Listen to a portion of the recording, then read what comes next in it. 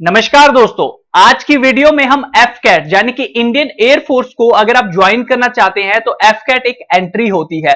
उसके लिए क्वालिफिकेशन और एज लिमिट क्या है, आज की वीडियो में हम वो जानेंगे। सुबह हमने एक डिटेल वीडियो आपको दी थी, उसमें काफी ज्यादा लोगों की क्यूरी थी कि आप क्वालिफिकेशन को दोबारा से समझाएं, तो आज मैं वीडियो लेकर आपके लिए आ चुका हूं जिसमें सिर्फ क्वालिफिकेशन और एज लिमिट की हम बात करेंगे। ये फॉर्म आपका शुरू हो रहा है 1 जून 2019 को। याद रखिए, साल में 2 बार फॉर्म आता है जिसमें मेल एंड फीमेल दोनों को एक मौका मिलता है इंडियन एयरफोर्स ज्वाइन करने का। तो चलिए, अगर आप इंटरेस्टेड होंगे तो आपको डिस्क्रिप्शन में लिंक हमारी ऑफिशियल वेबसाइट समझाइकर.in का मिल जाएगा। आप जैसे ही वहां पे क्लिक करेंगे तो आप इस पेज पे आके अगर आप डिटेल लेना चाहे ले सकते हैं, अप्लाई करना चाहे कर सकते हैं, नोटिफिकेशन को डाउनलोड करना चाहे तो वो भी कर सकते हैं। चलिए, अब हम जान लेते हैं क्वालिफिकेशन को लेकर जो आपके डाउट है। सबसे पहले तो बता दूं कि एफकेट के अंदर आपकी जो एंट्री है वो फ्लाइंग ब्रांच के अंदर भी होती है, जिसमें आपको शॉर्ट सर्विस कमीशन देखने को मिलता है, जिसमें आप मेन एंड वुमेन दोनों अप्लाई कर सकते हैं। शॉर्ट सर्विस कमीशन का क्या मतलब होता है कि आप लोग 14 सालों तक जॉब को करते हैं, इसमें आपकी पेंशन तकरीबन नहीं लगती है। ग्राउंड ड्यूटी टेक्निकल में आपको aeronautical engineering, electronic, aeronautical engineering, mechanical जैसी एंट्रीज मिलती हैं, जिसमें परमानेंट कमीशन होगा मेन, यानी कि आप 60 ईयर तक अपनी जॉब करेंगे और पेंशन का सुख भी ले पाएंगे। इसी के साथ शॉर्ट सर्विस कमीशन के लिए मेन एंड वुमेन दोनों अप्लाई कर सकते हैं। ग्राउंड ड्यूटी टेक्निकल में भी सेम आपको हिसाब देखने को मिल जाएगा कि अगर आप परमानेंट कमीशन के लिए जाते हैं तो मेन जा सकेंगे एंड शॉर्ट सर्विस कमीशन के लिए मेन एंड वुमेन। कहने का मतलब यह है कि अगर वुमेन्स इन पोस्टों के लिए अप्लाई करती हैं, जैसे कि एनसीसी स्पेशल एंट्री है, फ्लाइंग ब्रांच, इसमें भी आपको परमानेंट कमीशन में सिर्फ मेन ही दिखेंगे। शॉर्ट सर्विस कमीशन में मेन एंड वुमेन दोनों आपको देखने को मिलेंगे। तो यानी कि परमानेंट कमीशन में आपको सिर्फ और सिर्फ मेन देखने को मिलते हैं और शॉर्ट सर्विस कमीशन में आपको वुमेन यानी कि वुमेन को ऑप्शन होता है। वहीं दूसरी तरफ मेट्रोलॉजी एंट्री है, ब्रांच है, ground duty non technical entry होती है, ये परमानेंट। इस चीज को आप पोस्ट मत समझिएगा, ये ब्रांचेस हैं, इसके अंदर आपको ऑफिसर की एंट्री मिल जाती है। परमानेंट कमीशन में मैन, शॉर्ट सर्विस में मैन एंड वुमेन। अब हम बात करते हैं क्वालिफिकेशन को लेकर, तो चलिए मैं बढ़ता हूं नोटिफिकेशन की तरफ और क्वालिफिकेशन को समझने की यहां पे हम कोशिश करते हैं। एजुकेशन क्वालिफिकेशन की बात करें तो दोस्तों आपको फ्लाइंग ब्रांच के लिए अगर आप जाना चाहते हैं तो आपके 12वीं में यहां पे 60% मार्क्स होना जरूरी है। सिर्फ 2 सब्जेक्टों में, वो है मैथ एंड फिजिक्स, यानी कि कंडीशन ये है कि आपने 12वीं के अंदर मैथ एंड फिजिक्स पढ़ा होना चाहिए और मैथ के अंदर भी 60% और फिजिक्स के अंदर भी 60% होना जरूरी है। आपने ग्रेजुएशन भी की होनी चाहिए 60% के साथ, तभी आप एलिजिबल हैं। अगर किसी ने बीई बीटेक की है 4 सालों की तो वो भी यहां पे बंदा एलिजिबल है।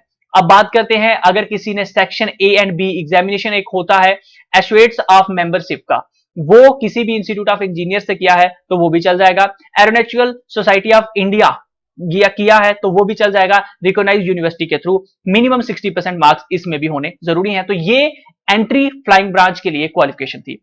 अब हम बात करते हैं यहां पे ग्राउंड ड्यूटी टेक्निकल के लिए, तो यहां पे जो हमें कंडीशन देखने को मिलती है, ये कहते हैं कि इसके अंदर हम एरोनॉटिकल इंजीनियरिंग, इलेक्ट्रॉनिक की एंट्री देते हैं, जिसके अंदर आपने 12वीं में वही फिजिक्स एंड मैथमेटिक्स पढ़ा है तो वो चल जाएगा। इसी के साथ आप लोगों ने तकरीबन ए मिनिमम 4 ईयर डिग्री जो ग्रेजुएशन की होती है वो की होनी चाहिए। तो यहां पे देखने का मतलब यही है कि आप लोगों ने बीटेक की होनी चाहिए, क्योंकि डिग्री ग्रेजुएशन जो मैं मानता हूं वो बीटेक होती है 4 सालों की। अगर हाँ तो आप भी लाइक जरूर कीजिएगा और कमेंट करके बताइएगा। या फिर अगर आपने इंटीग्रेटेड पोस्ट ग्रेजुएशन की है इन इंजीनियरिंग तो वो भी चल जाएगी। यानी कि अगर आपने 4 ईयर डिग्री की है और 4 ईयर डिग्री नहीं की है, नॉर्मल ग्रेजुएशन की, उसके बाद आपने पोस्ट ग्रेजुएशन की क्वालिफिकेशन की इंजीनियरिंग में, वो भी चल जाएगी। अगर आपने पोस्ट ग्रेजुएशन टेक्नोलॉजी में की और फ्रॉम रिकॉग्नाइज्ड यूनिवर्सिटी की तो दोस्तों वो भी चल जाएगी। अगर आपके पास ये नहीं है तो फिर ये कहते हैं कि आपने clear section A B examination जो मैंने आपको ऊपर बताया वो किया है तो वो भी चल जाएगा। इसी के साथ ये कहते हैं कि अगर आप ग्रेजुएट हैं मेंबरशिप एग्जामिनेशन ऑफ किसके, अगर आप ग्रेजुएट हैं मेंबरशिप एग्जामिनेशन किसकी, institute of electronic and telecommunication engineering, तो वो भी चल जाएगा। लेकिन आपकी by actual study with minimum 60%, लेकिन आपकी 60% मार्क्स इसमें भी होना जरूरी है।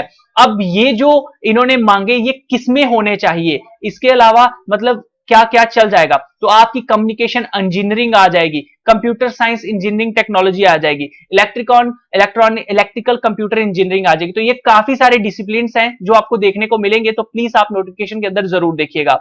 वही अब बात करते हैं एरोनॉटिकल इंजीनियरिंग मैकेनिकल की जो एंट्री है, यहां पे भी दोस्तों जो मैंने आपको ऊपर क्वालिफिकेशन बताई पोस्ट ग्रेजुएशन वही चाहिए, और यहां पे ये एरोस्पेस इंजीनियरिंग वगैरह मांगते हैं डिसिप्लिन, तो ये आप देख लीजिएगा। ठीक है, डिसिप्लिन आपने देखने हैं, बाकी वही सेम क्वालिफिकेशन ऊपर मांगी गई है। Ground duty non technical branches के लिए क्या क्वालिफिकेशन है, इसके अंदर आपको एडमिनिस्ट्रेशन की एंट्री मिलती है इस डिपार्टमेंट में, तो यहां पे ये ग्रेजुएट डिग्री मांगते हैं, मिनिमम 3 ईयर डिग्री आपका कोर्स होना जरूरी है, इन एनी डिसिप्लिन चल जाएगा, लेकिन आपके 60% मार्क्स होना जरूरी है। बाकी वही क्लियर की होनी चाहिए सेक्शन ए बी एग्जामिनेशन जो मैंने पीछे बताई, तो वो भी चल जाएगी। ठीक है, बाकी इसके अलावा कुछ नहीं है।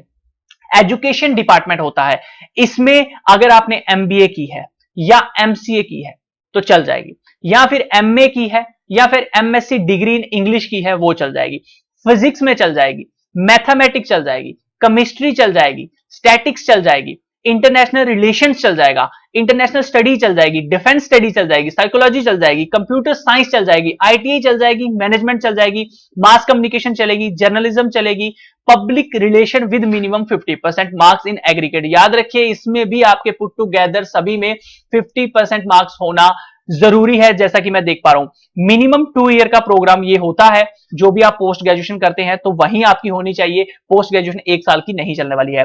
इसी के साथ कहते हैं कि 60% मार्क्स आपके ग्रेजुएशन, यानी कि आपकी ये जो एमबीए एमसीए इंटरनेशनल कुछ भी इन्होंने जो मांगा हुआ है, इसी के साथ आपकी ग्रेजुएशन जो है वो 60% मार्क्स होनी चाहिए, क्योंकि ग्रेजुएशन के बाद ही ये चीजें होती हैं, तो इसलिए ग्रेजुएशन में इन्होंने परसेंटेज रखी हुई है। और आपकी यूजीसी कंप्लीट एक्रीडिटेशन अथॉरिटी से ये कुछ कह रहे हैं, तो तकरीबन चलिए मैं थोड़ा सा नीचे करने की इसको कोशिश करता हूं और समझने की कोशिश करता हूं। चलिए, तो ये कहते हैं कि पोस्ट ग्रेजुएशन ये हो गई 60% मार्क्स इन ग्रेजुएशन, कहते हैं बोथ रिकॉग्नाइज्ड बाय यूजीसी, यानी कि ये जो दोनों आपने ग्रेजुएशन और पोस्ट ग्रेजुएशन की होगी ये यूजीसी कंप्लीट एक्सीडरेशन अथॉरिटी से होनी चाहिए, इस चीज का ध्यान रखिए। अब हम चलते हैं थोड़ा सा नीचे और देखते हैं कि अगला हमें कौन सा डिपार्टमेंट मिल रहा है। तो NCC special entry flying branch भी आपको इसके अंदर मिलती है, तो इसमें आपके पास एनसीसी सीनियर डिवीजन का जो सी सर्टिफिकेट होता है वो होना जरूरी है। बाकी वहीं याद रखिए ये 2 जून 2017 के बेसिस पे देखा जाएगा, तो अगले साल जब ये आएगा तो ये 1 साल और बढ़ जाएगा, 2 जून 2018 ये कर देंगे। ये मैंडेटरी है और आपके पास 60% फिजिक्स केमिस्ट्री में होना जरूरी है, और आपने ग्रेजुएशन मिनिमम 3 ईयर का कोर्स किया है तो चल जाएगा। वहीं जो हमने फ्लाइंग ब्रांच में क्वालिफिकेशन बताई वही सेम है, बस यहां पे NCC air wing senior division का सी सर्टिफिकेट होना जरूरी है। आगे मेट्रोलॉजी की कोर्स पोस्ट आती है, तो इसमें आपकी पोस्ट ग्रेजुएशन डिग्री होना बहुत जरूरी है इन एनी साइंस स्ट्रीम, चल जाएगी, जैसे कि mathematics, static, geography, computer application, environmental science, applied, ocean metrology, agriculture metrology, ecology and environment, Jio physics chemistry, physics environmental biology with minimum 50% marks इसमें भी मांगे गए हैं। तो यानी कि जो आपकी पोस्ट ग्रेजुएशन डिग्री है ये भी 50% मार्क्स आपके होने चाहिए एग्रीगेट ऑल पेपर में पुट टुगेदर। और इसी के साथ फिजिक्स केमिस्ट्री, वो जो हमने पीछे एक रूल रखा मैथ एंड फिजिक्स 12वीं में जो आपने पढ़ा होना चाहिए, यहां पे इन्होंने कहा है कि मैथ और फिजिक्स आपने ग्रेजुएशन में, पोस्ट ग्रेजुएशन तो मांगी है, इन्होंने कहा कि ग्रेजुएशन में आपके 55% मार्क्स होने चाहिए, किसमें, मैथ और फिजिक्स में, याद रखिएगा। तो ये कंडीशन है कहां पे, आपकी मेट्रोलॉजी के लिए। दोस्तों ये थी क्वालिफिकेशन की डिटेल जो मैंने आपको बताई एफकेट के लिए। उम्मीद करता हूं आपको समझ आई होगी, अगर समझ आई तो लाइक करके जाइए ताकि मैं इसी तरह की और भी वीडियोस आपके लिए लाता रहूं। तो आप हमारे चैनल को भी सब्सक्राइब कर सकते हैं बेल आइकन के साथ, ताकि अगली वीडियो का अपडेट आपको टाइम पे मिल सके। ओके फ्रेंड्स, समझ आया क्या?